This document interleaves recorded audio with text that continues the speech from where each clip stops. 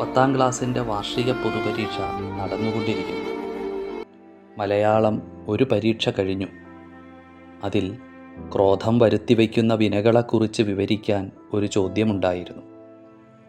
ശ്രീരാമൻ്റെ പട്ടാഭിഷേകം മുടങ്ങിയത് കേട്ട ലക്ഷ്മണൻ കോപം കൊണ്ട് ജ്വലിച്ചു.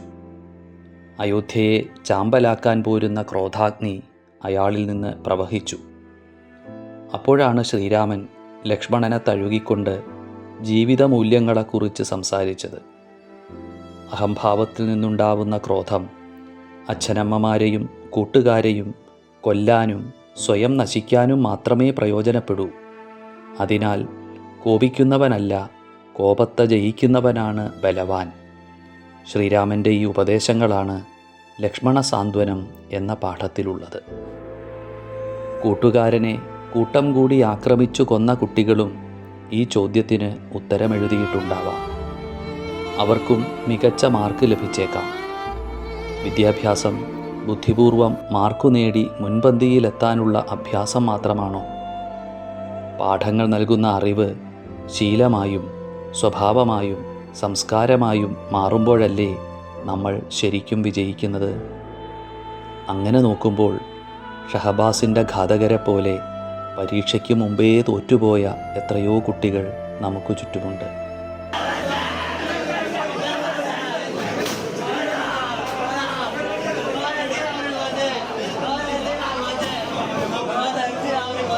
നിങ്ങളിലേറെ പേരും സ്നേഹവും സഹാനുഭൂതിയുമുള്ളവരാണ്. എന്നാൽ കൂട്ടം കൂടുന്ന സന്ദർഭങ്ങളിൽ തെറ്റായ തീരുമാനങ്ങളോട് വളരെ പെട്ടെന്ന് പൊരുത്തപ്പെട്ടു പോകുന്നു.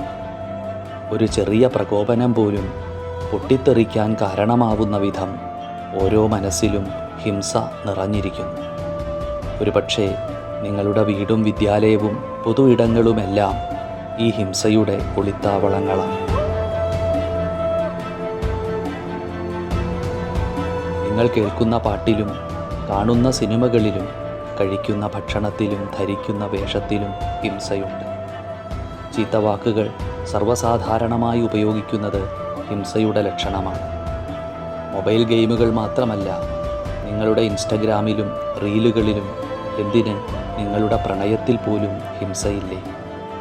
ഒത്തുകിട്ടിയാൽ പിച്ചു ചീന്താൻ മടിയില്ലാത്ത മെരുങ്ങാത്ത ഒരു മൃഗം നിങ്ങളുടെ ഉള്ളിലും മുരളുന്നില്ലേ? ഷഹബാസിൻ്റെ കൊലയ്ക്ക് നമ്മൾ ഏവരും ഉത്തരവാദികളാകുന്നത് അതുകൊണ്ടാണ്.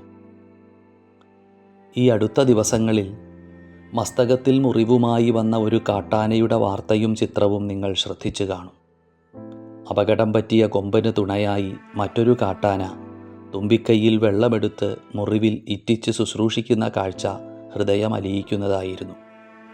എന്നാൽ അതേ ദിവസങ്ങളിൽ തന്നെ കോളേജ് ഹോസ്റ്റലിൽ കൂട്ടുകാരനെ നഗ്നനാക്കി ശരീരം വാർന്നു കീറുന്ന വാർത്തയും നമ്മൾ കേട്ടു. എന്തൊരു ഹിംസയായിരുന്നു അത്! ചുറ്റും കൂടിയ ഒരു കുട്ടി പോലും ആ ദുഷ്ടതയെ എതിർത്തില്ല. ഉടുപ്പിലും ഉടലിലും നായ്ക്കുരണപ്പൊടി പുരണ്ട് ഉടുവസ്ത്രമില്ലാതെ ശുചിമുറിയിൽ നിന്നു നിലവിളിക്കുന്ന രംഗവുമുണ്ടായി. അപ്പോഴും സഹപാഠികൾ പൊട്ടിച്ചിരിച്ചുല്ലസിച്ചതേയുള്ളൂ. മറ്റുള്ളവരുടെ വേദന കണ്ട് ചിരിക്കാൻ കഴിയുന്ന മനസ്സ് രോഗബാധിതമാണ്.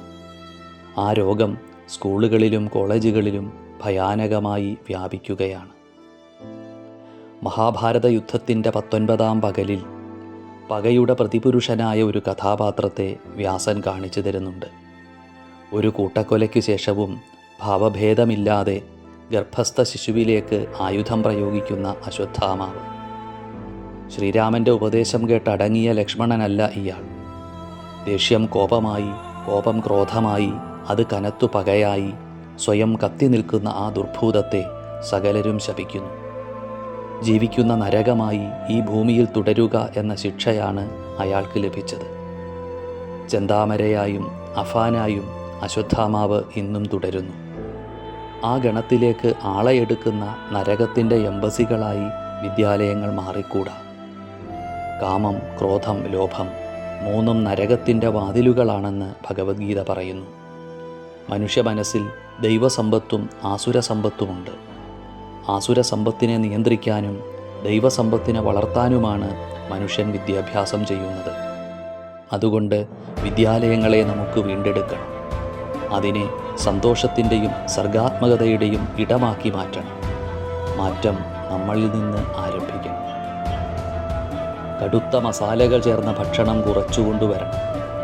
വിപണി കീഴടക്കിയ അറേബ്യൻ വിഭവങ്ങൾ ശരീരത്തിനു മാത്രം അല്ല, മനസ്സിനും ദോഷം ചെയ്യും.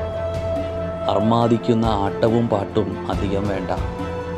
ഒരു യാത്രയയപ്പ് ചടങ്ങിലെ പാട്ടാണ് മരണകാരണമായത് എന്നോർക്കുക. ചിലപ്പോഴൊക്കെ മധുരമായ ഭാവഗാനങ്ങൾ കേൾക്കണം. അത് വെറുതെ മൂളി നടക്കണം. സാമൂഹ്യ മാധ്യമങ്ങളിലും ഇൻ്റർനെറ്റും ഉപയോഗിക്കുന്നതിൽ സ്വയം നിയന്ത്രണം കൊണ്ടുവരണം. ഉറങ്ങും മുൻപ് 1 മണിക്കൂറും ഉണർന്നു കഴിഞ്ഞ് 1 മണിക്കൂറും ഡേറ്റ ഉപയോഗിക്കില്ല എന്ന് നിശ്ചയമെടുക്കണം. ഒരിക്കലും ലഹരിയുടെ വഴി തിരഞ്ഞെടുക്കില്ല എന്ന് അമ്മയ്ക്ക് വാക്കുകൊടുക്കണം. ആ വാക്ക് ആജീവനാന്തം പാലിക്കണം. എല്ലാ ദിവസവും പ്രാർത്ഥനയോടൊപ്പം 20 മിനിറ്റ് നിശബ്ദമായിരുന്ന് സ്വന്തം മനസ്സിനെ ശ്രദ്ധിക്കണം. ഇപ്രകാരം ഒരു സ്വയം നവീകരണത്തിനുള്ള സമയമായിരിക്കുന്നു. ഇത് നോമ്പുകാലമാണ്. ഈസ്റ്ററും വിഷുവും പടിവാതിൽക്കലുണ്ട്. തിന്മയെ തിരുത്തി നന്മയെ ഉണർത്തുവാനുള്ള മുഹൂർത്തങ്ങളാണിതെല്ലാം. അറിഞ്ഞുമറിയാതെയും നമ്മൾ കൂടി പങ്കാളിയായിപ്പോയ എല്ലാ തിന്മകളിൽ നിന്നുമുള്ള മോചനത്തിനു വേണ്ടി മാർച്ച് 9 ഞായറാഴ്ച നമുക്ക് 1 മണിക്കൂർ ഉപവസിക്കാം. പ്രാർത്ഥനാനിർഭരമായ മനസ്സോടെ എല്ലാ പ്രവൃത്തികളിൽ നിന്നും വിട്ട് 1 മണിക്കൂർ നിശബ്ദരായിരിക്കാം. സാധിക്കുമെങ്കിൽ കുടുംബം ഒന്നിച്ച് ഒരേ സമയം ഈ സദ്ഭാവന ഉപവാസം അനുഷ്ഠിക്കുക. ഞാൻ നന്മയോടെ ഇരിക്കും എൻ്റെ നാടിനു വേണ്ടി. ഇതാവട്ടെ നമ്മുടെ പ്രാർത്ഥന. ഈ സദ്ഭാവന ഉപവാസം എത്ര പേർ ചെയ്യുന്നു, എത്ര നേരം ചെയ്യുന്നു എന്നതല്ല, നമ്മൾ ആരംഭിച്ചു കഴിഞ്ഞു എന്ന് തിരിച്ചറിയലാണ്. സ്വയം നിയന്ത്രിക്കാൻ കഴിയുമെന്ന് ബോധ്യപ്പെടലാണ്. എൻ്റെ സമൂഹത്തിൻ്റെ പുണ്യപാപങ്ങൾക്ക് ഞാനും ഉത്തരവാദിയാണെന്ന് കണ്ടെത്തലാണ്. അത്രയെങ്കിലും നമുക്കിപ്പോൾ ചെയ്യേണ്ടതുണ്ട്. എല്ലാവർക്കും നല്ലതു വരട്ടെ എന്ന പ്രാർത്ഥനയോടെ ഗോപിച്ചേട്ടൻ.